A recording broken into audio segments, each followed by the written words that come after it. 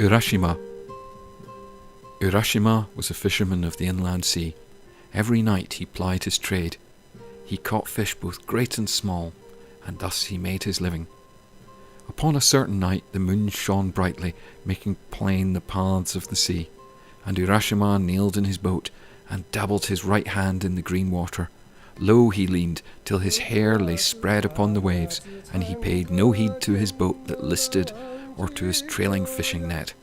He drifted in his boat till he came to a haunted place, and he was neither waking nor sleeping, for the moon made him mad.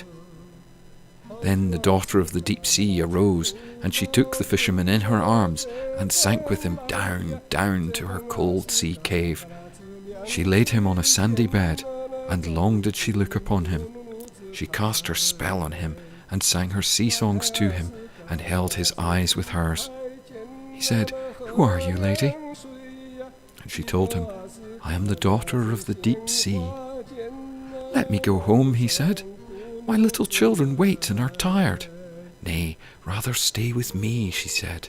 "Urashima, thou fisherman of the inland sea, thou art beautiful. Thy long hair is twisted round my heart.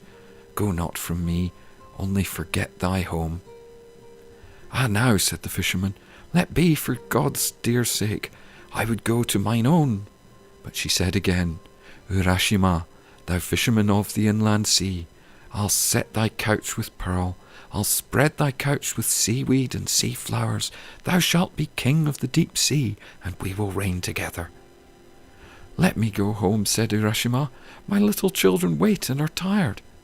But she said, "Urashima, thou fisherman of the inland sea, never be afraid of the deep sea tempest. We will roll rocks about our cavern doors. Never be afraid of the drowned dead. Thou shalt not die." "Ah, now," said the fisherman, "let be, for the dear God's sake. I would go to mine own." "Stay with me this one night." "Nay, not one." Then the daughter of the deep sea wept, and Urashima saw her tears. "I will stay with you this one night," he said.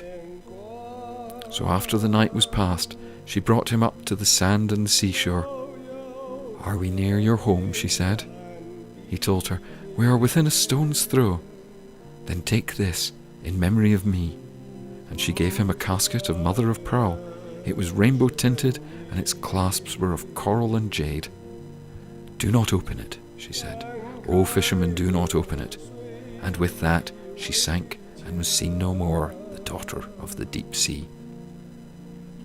As for Urashima, he ran beneath the pine trees to come to his dear home, and as he went he laughed for joy, and he tossed up the casket to catch the sun. "Ah me," he said, "the sweet scent of the pines."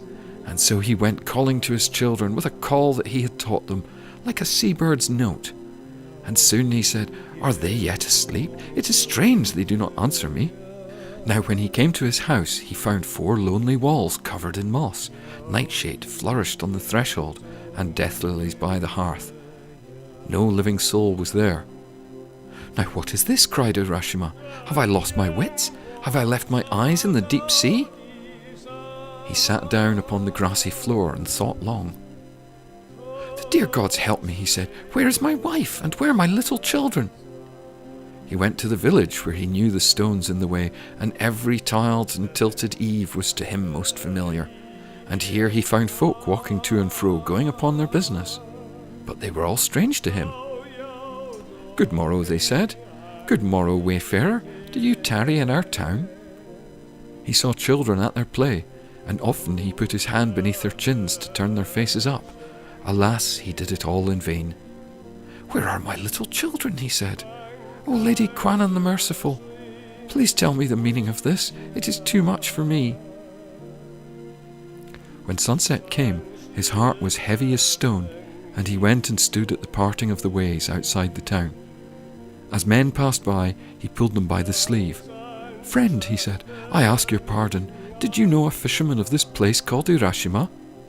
And the men that went past answered him, "We never heard of such a person." There passed by the peasant people from the mountains. Some went on foot, some rode on patient pack horses. They went singing their country songs, and they carried baskets of wild strawberries or sheaves of lilies upon their backs, and the lilies nodded as they went. Pilgrims passed by, all clad in white, with staves and rice straw hats, sandals fast bound, and with gourds of water. Swiftly they went, softly they went, thinking of holy things. And lords and ladies passed by in brave attire and great array, borne in their gilded cargo. The night fell. "I lose hope," said Urashima, but there passed by an old man. "O old, old man," cried the fisherman, "you have seen many days. Do you know of Urashima? In this place was he born and bred?" And the old man said, "There was one of that name, but, sir, that one was drowned many long years ago. My grandfather could scarce remember him in that time. Good stranger, it was many, many years ago." Urashima said, "Is he dead?" "No man more dead than he. His sons are dead, and their sons are dead. Good evening to you, stranger." Then Urashima was afraid, but he said, "I must go to the green valley where the dead sleep," and to the valley he took his way. He said, "How chill the night wind blows through the grass, the trees shiver and the leaves turn their pale backs to me. Hail, sad moon, that showest me all the quiet graves, thou art nothing different from the moon of old. Here are my sons' graves, and their sons' graves. Poor Urashima, there is no man more dead than he, yet I am lonely among the ghosts. Who will comfort me?" The night wind sighed and nothing more. Then he went back to the seashore. "Who will comfort me?" cried Urashima. But the sky was unmoved, and the mountainous waves of the sea rolled on. Urashima cried, "Ah, the casket!" and he took it from his sleeve and opened it. There rose from it a faint white smoke that floated away and out to the far horizon. "I grow very weary," said Urashima.